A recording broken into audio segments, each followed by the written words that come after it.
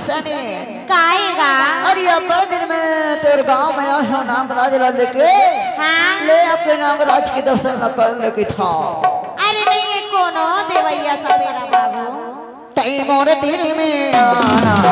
किसान my time और बाज में आओ किसान माई तेरे सामने दिखाया ऐसा तेरा बाबू तेरे सामने दिखाया ऐसा तेरा बाबू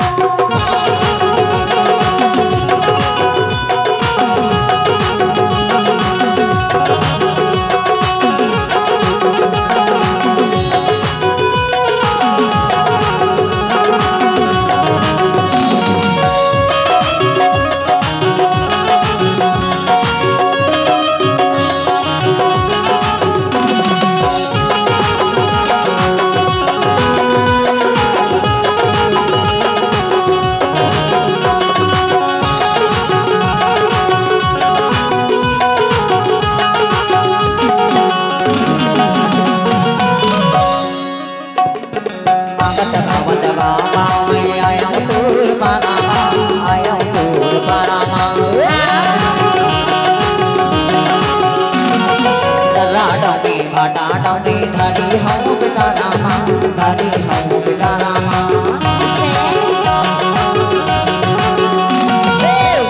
गावत गाँव में आया हूँ दूर बारामा आया हूँ दूर बारामा दरा डोंगी भाटा डोंगी धारी हूँ बेटा रामा धारी हूँ बेटा रामा छोटे बड़े पीला मगो छोटे बड़े पीला मगो चोकले पे आना किसान नगाए पंधुराले भगवान की थकिसानी अरे नहीं है गा कोनो देवैया हाँ कोनो नहीं है हाँ टाइम और पास में आना एक जान लाई टाइम और दिल में आना एक जान लाई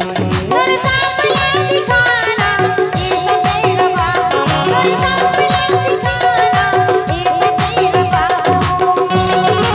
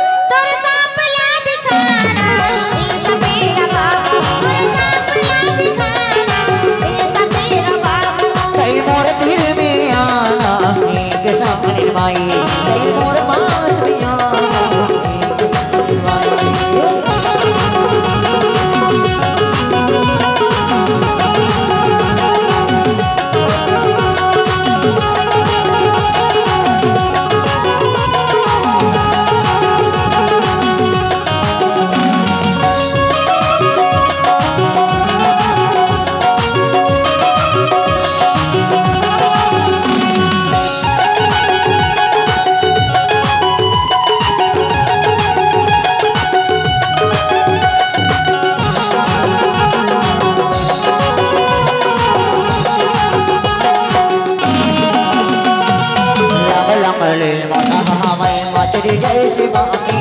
माचरी जय शिवानी